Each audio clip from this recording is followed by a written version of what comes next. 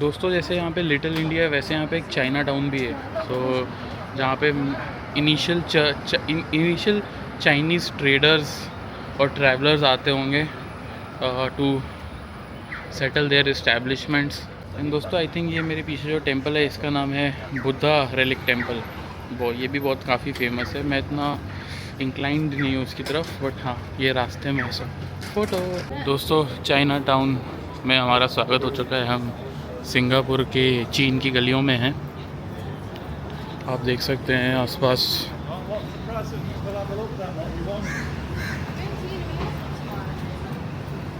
Architecture देखिए दोस्तों, Chinese inspired architecture.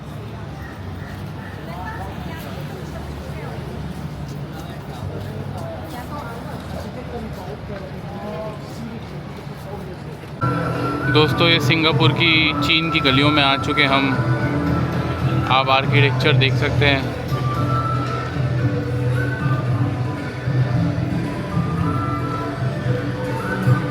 यहाँ पे एक म्यूज़िकल परफॉर्मेंस भी हो रही है।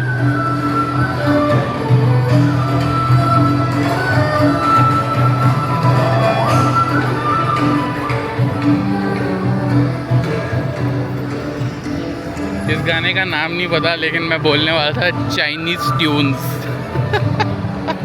But you get the point.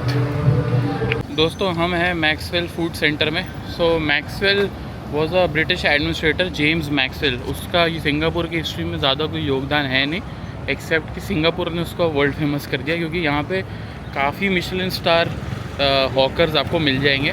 और आज हम खाएंगे यहाँ पे मिस्टर टियन का हाइनीज़ चिकन राइस, जो कि है वर्ल्ड फेमस सिंगापुर में भी और वर्ल्ड में भी। सो और हम आज खाएंगे, क्योंकि मैंने जगह कहीं पढ़ा था ट्रेडिशनल लक्सा, तो वो भी टेस्ट करेंगे। तो let's see how it goes. दोस्तों ये जो दुकानें आप बंद देख रहे हो, कुछ कुछ ज़्यादातर तो खुली हैं, लेकिन कुछ कुछ दुकानें जो आप बंद देखोगे तो वो इसलिए बंद है क्योंकि उनका माल बिक चुका है और अब वो अगले दिन की तैयारी करेंगे। और अभी सिर्फ 5 ही बजे कुछ। आप देख सकते हो काफ़ी रश है दोस्तों, काफ़ी रश।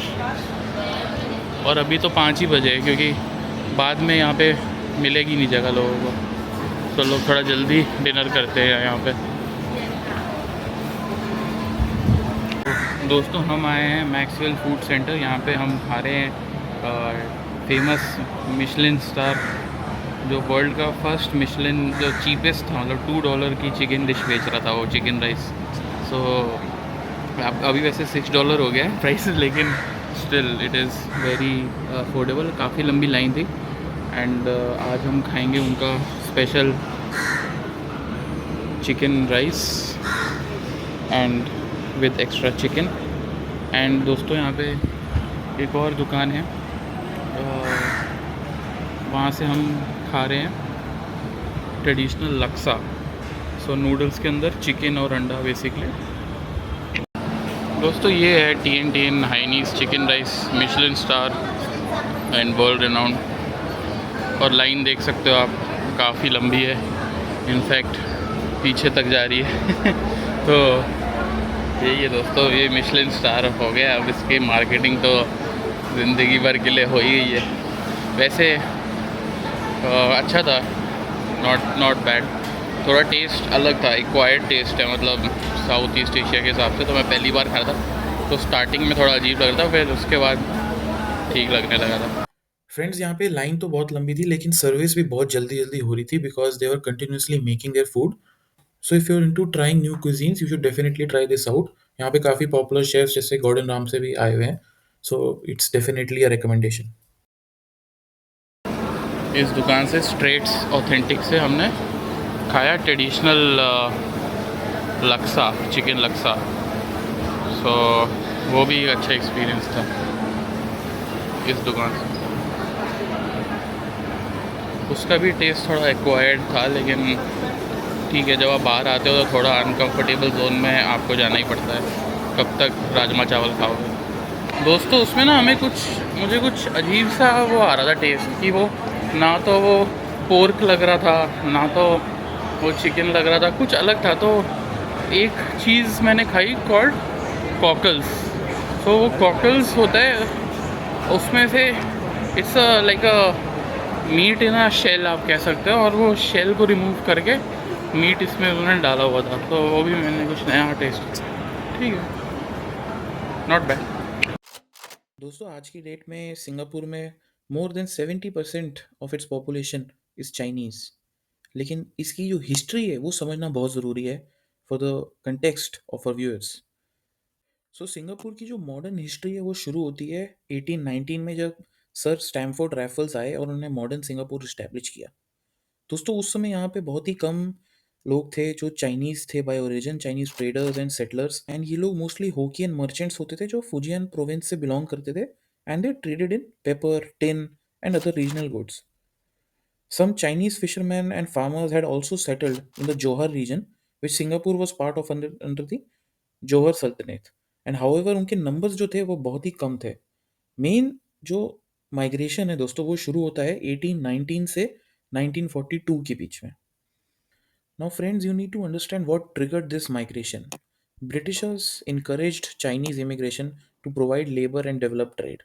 एंड वो माइग्रेंट्स को बहुत मोटिवेट करते थे कि वो आए to Singapore and help them build Singapore. Now जो जितने भी माइग्रेंट्स थे Chinese, they were generally from the southern part of China, specially Fujian, Guangdong and Hainan. And ये इसका जो एक तरफा रीज़न है वो ये है कि वहाँ पे बहुत गरीबी थी, बहुत भूखमरी थी, and they were into continuous wars. So they had no option but to, in order to provide for their families, they migrated to Singapore. And दोस्तों ये जो चाइनीज़ कम्युनिटी है ये सिंगापुर में आती है as labourers, as coolies for plantations, construction and docks, and soon they are joined by artisans and traders who open their shops and businesses in Singapore itself. Now just like India में caste system होता था या होता है, China में होता है clan divisions. So they are divided by dialect and region. So number one clan is Hokkien, that is Fujian, and they are dominant in trade and business.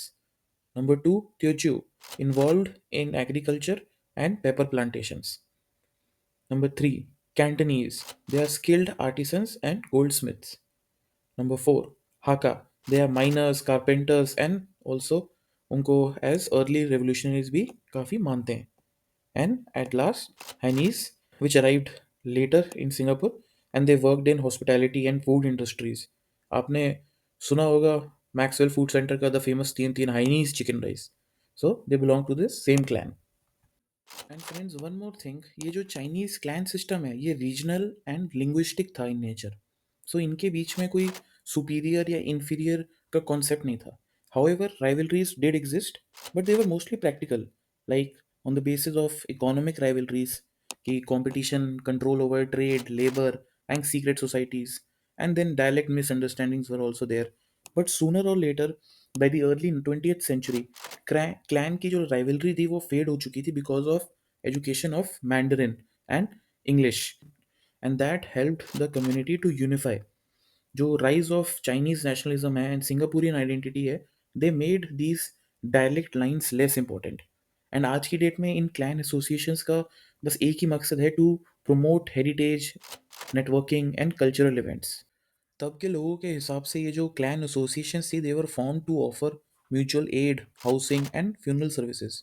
And also जो इनकी एसोसिएशंस हैं, they preserve Chinese traditions, language and जो इनकी Confucian values हैं उनको भी। लेकिन इसका एक नेगेटिव एस्पेक्ट ये हुआ कि यहाँ पे सीक्रेट सोसाइटीज़ बन गई। तो जो यहाँ पे अर्ली इमिग्रेंट्स हैं, they also joined these secret societies, जैसे Ghee Hin, Hai San, and these acted as mutual support groups but often engaged in crime and turf wars. But by mid 19th century जो gang violence था वो बहुत common हो चुका था, and this led to the British crackdown on this gang violence, and by 1877 ये काफ़ी कम हो चुका था। In coming years Chinese community ने बहुत प्रॉस्पर किया, एंड इवन सिंगापुर को भी काफ़ी फ़ायदा हुआ उनकी ग्रोथ में। And many wealthy Chinese merchants appeared, like Tan Tock Seng, Tan Kim Seng and the famous Cheang Hong Lim, जिनके ऊपर एक बहुत ही फेमस होंगलिम हॉकर सेंटर भी है आज की डेट में। So they became community leaders and philanthropists. They funded hospitals, temples, and schools, and they also helped establish Singapore as a key port in trade settlement. दोस्तों इसी के साथ शुरू होता है 20th century in Singapore and 20th century में यहाँ पे बहुत सारे चाइनीज़ मीडियम स्कूल्स खुलते हैं जहाँ पे मैंडरिन एंड कन्फ्यूशियन क्लासिक्स सिखाई जाती हैं।